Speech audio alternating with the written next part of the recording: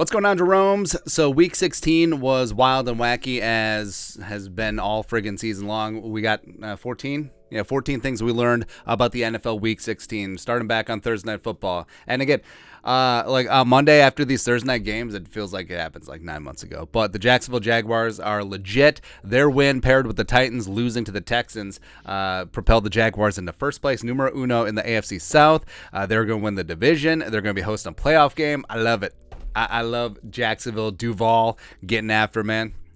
Trevor Lawrence and company absolutely doing the damn thing against a very tough Jets defense. And the Jets are broken. Absolutely right now. Zach Wilson, he's done in New York. He's going to be traded somewhere, maybe even just cut. Who really knows? But how do you just get 3 points at home in prime time?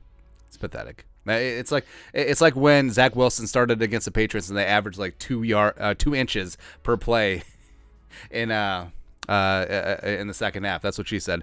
But yeah, the Jaguars, I'm really happy for Jacksonville. They spent a lot in free agency. They had a lot of cap space to put out there. They've drafted decently. I think Duval, I think they're back, man. I absolutely love it. Number 2, Minnesota Fighting Vikings are a team of destinies. Now, we generally don't do the Vikings on these things that we learn because, we talk about the Vikings all the time. But, that 61-yard moonshot, Justin Jefferson getting absolutely loose on a screenplay, and just all of these things go back and forth where if you need a big-time play, you're going to get one. Every time the Vikings win, an angel gets their wings.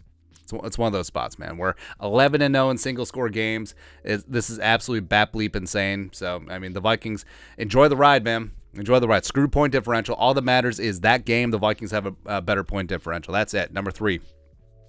Only storms can stop Buffalo. So, the Bills actually got stuck in Chicago after this game, and they went to, the Barstool bar, which is great. And then they came back, and so first off, how do NFL teams not have parking ramp structures?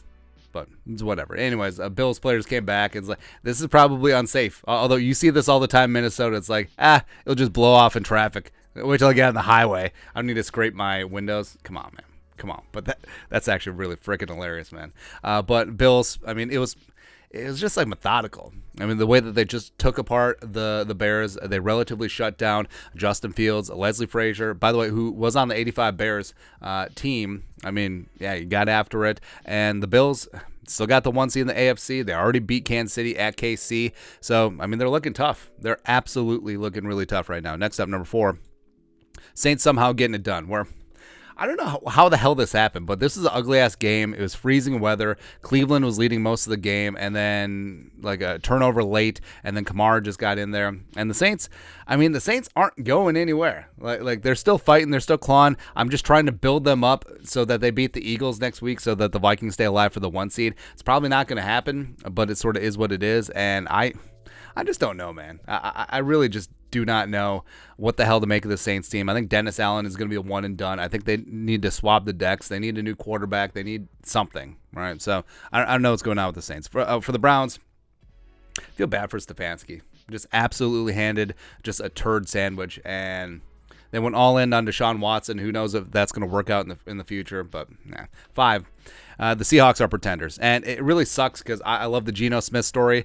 People wrote me off. I didn't write back, but I think the loss of Lockett is really big, and they've lost 5 out of 6. That's really rough. Their playoff hopes are hanging on by a thread, and they're really non-competitive in Kansas City. Mahomes did the damn thing again. 2 touchdowns, ran one in, just MVP, blah, blah, blah, blah, blah, blah, blah. Next up, Cincy barely hangs on. Barley? Close enough. All right, so Cincinnati barely hangs on because they were up 22-0 at halftime, and then New England came all the way back. Also, we need to talk about Mac Jones. So there's been a compilation of Mac Jones throwing some dirty plays out there on turnovers, especially. Can't have that, man. But Cincy hangs on, get it done. Joe Burrow, just a casual 375 and 3 touchdowns on the road against one of the best defenses in the NFL. T. Higgins had himself a damn ball game. I always thought that T. Higgins was massively underrated at Clemson in the draft and also on Cincinnati. Next up, number 7. That's the same one. Next up, number 7. Panthers shut up the Lions hype. They did. They got it done. They went. They held on. Detroit, red hot team. Blah blah blah. But 570 yards on that Lions defense. 320 yards rushing. They took the game plan that I implored the Vikings to put in place against the Lions. Just pounded out with Dalvin, but they didn't listen and just whatever. But Carolina, that was an ass whooping. And I love Dan Campbell. I like his attitude. That he just straight up came up to Steve Wilkes after the game. Was like, man, that was a effing ass kicking. I love it. I absolutely love it. And Carolina, so we're watching, full disclosure, we're watching the Bucks and Cardinals game right now. They're in overtime. Trace McSorley trying to get it done. So if the Bucks lose, the Panthers will be in first place in the NFC South, which is kind of awesome considering where they started the season after firing Matt Rule. Next up, number 8, Ravens. Ugliest 10-win team ever. Not even like ugly, just like boring and nondescript, but a 17-9 win over Atlanta. Huntley, I don't know. Also, it's hilarious that Huntley is voted to the Pro Bowl as like an alternate. But Huntley is sort of whatever. The offense is sort of whatever. The defense is sort of whatever. But they do get Lamar Jackson back, potentially healthy at the end of the season. So he could be the great equalizer going into the playoffs, and it could be wild. I mean, Lamar, nothing should get Lamar his money more than the offense has looked since he was missing. And the fact that they picked up Sammy Watkins off of waivers from the Packers and they're expecting him to play a big-time role, it's so ridiculous. They have Deshaun Jackson, too. So stupid. Titans are Garbaggio. So, yes, Tannehill is hurt. Malik Willis ain't ready. Derrick Henry ran wild on the Texans like he always does. But, I mean, Houston just got it done. I mean, Davis Mills, baby, and Brandon Cooks, let's go. And I'm happy for the Texans because they're still in line for the number 1 overall pick. And, I mean, this team plays hard. Every single week, whether they're giving the Cowboys a game, whether they're giving the Eagles a game, whether it's whatever, I mean, whether they take Kansas City to overtime, I mean, they play hard for Lovey. There just isn't enough talent there at right now. So there, and then Tennessee. Now, after they fired John Robinson, I thought that might be it because it felt like they were giving all the power to Vrabel. But if and when Tennessee misses the playoffs, I mean, they may just wash out everyone. Like, this could be a cleansing. Crazy, man. Next up, number 10. Niners are going to be tough. So we were banking on the commies and our boy Heineke. Come on, can you do it one time? But no. I mean, San Francisco held the commies at bay this entire game. That number 1 defense is super scary.